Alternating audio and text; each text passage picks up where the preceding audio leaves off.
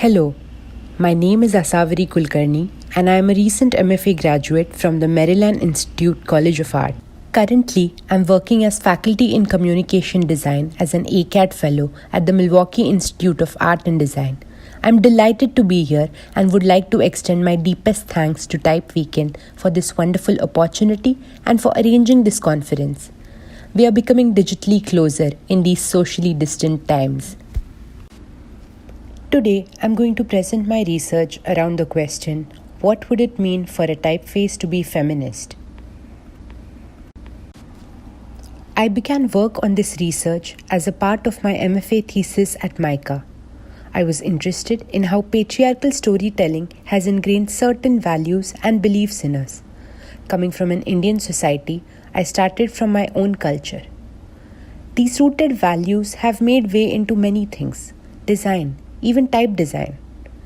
So I began reading about whether there is some sort of feminist design movement and what must one consider while designing for inclusivity. In finding what feminist design would look like, I came across the Feminist Internet, an organization whose mission is to make the internet a more equal space for women and other marginalized groups through creative, critical practice. I came across Lorraine Furter's work, Badass LibreFonts by Women, an inventory of typefaces exclusively by femme-identifying people.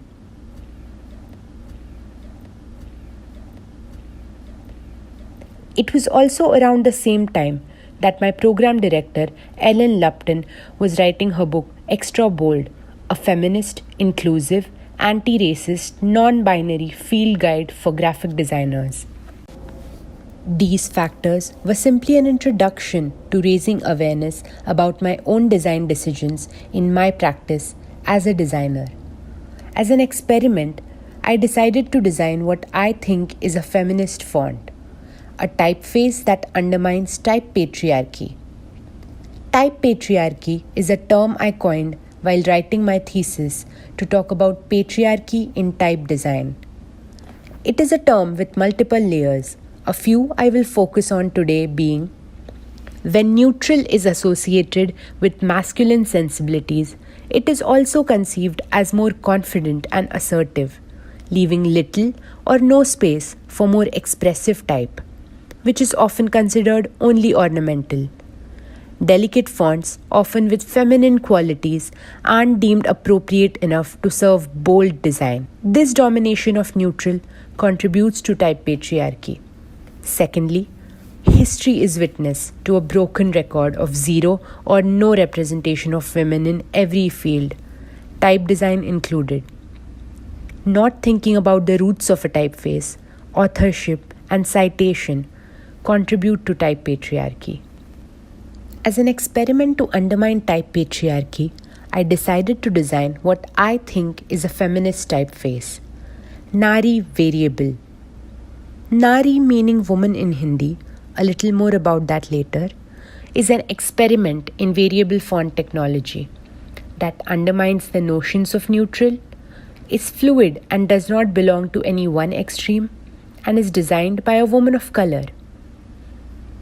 Here's a little peek into what the process of designing Nari with 3 variables, 6 extremes, and 16 masters looked like.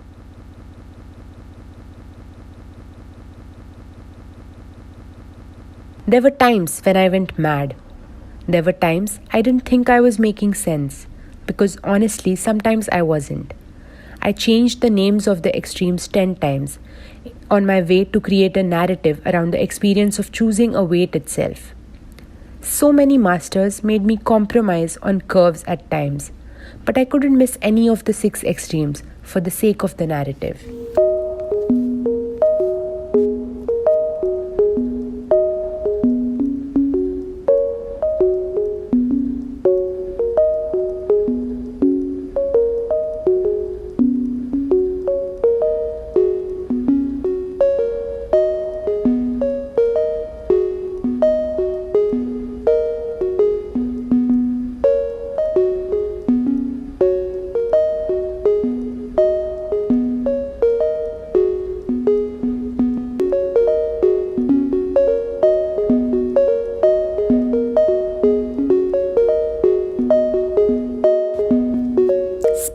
for Nari are in a way micro movements for micro causes.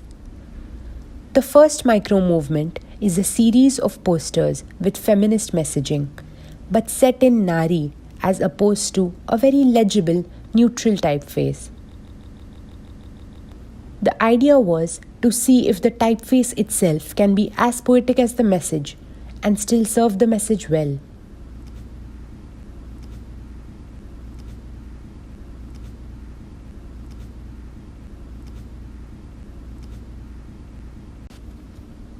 The second micro movement is called a conversation between the East and the West.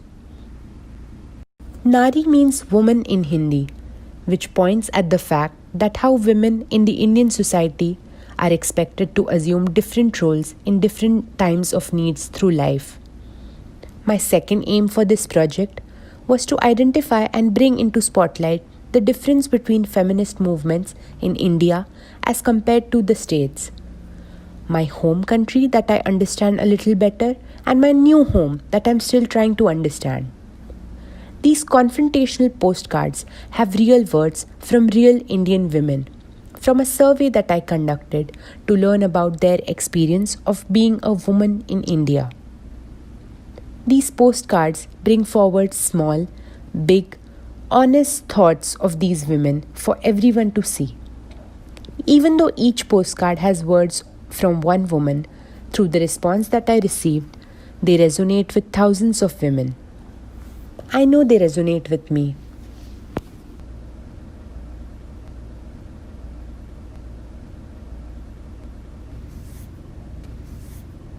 The third micro movement is a collection of quotes. As Sara Ahmed says, citation is a feminist theory. Women who have inspired me in the past have yet again lent their words to me for this critical zine set in Nari. It gives me immense strength to read radical words from strong women.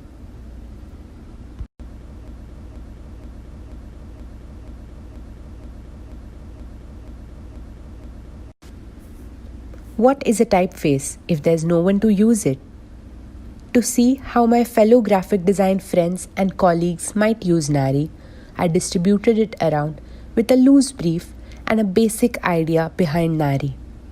I got some fascinating results, and I was excited to see Nari being used in various different ways and styles, quite different than I would ever use it myself.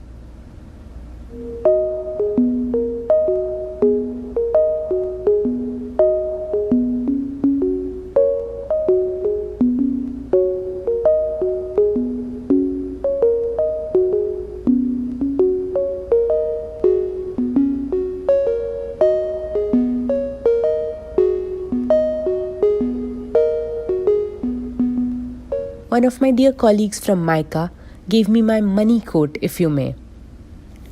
This is what Shoshana had to say about Nari. The values inherent to it made me feel like it was okay to try for something that is softer and lighter rather than what I usually do, which is maybe harsher.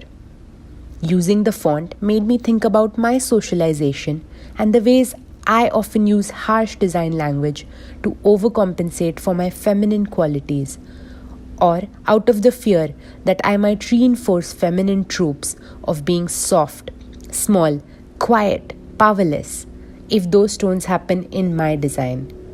In other words, it felt affirming and so good to use Nari, and reminded me that there is immense strength in delicacy, loudness in kindness. Thank you for that. This was my greatest validation. I had named the font weights as adjectives and qualities as compared to style names in order to design an experience in using the font and choosing the style itself.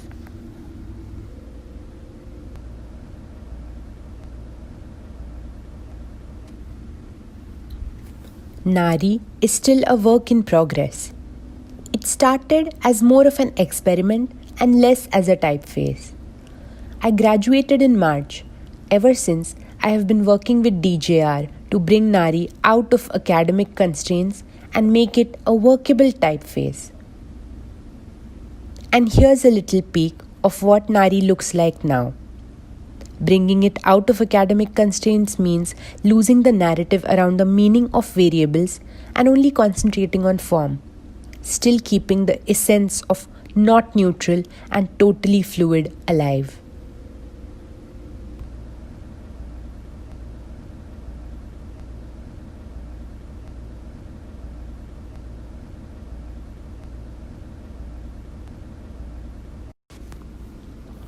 It is in no way the only feminist typeface out there, merely an experiment into what I think considerations of inclusivity, authorship, and history can bring into a typeface.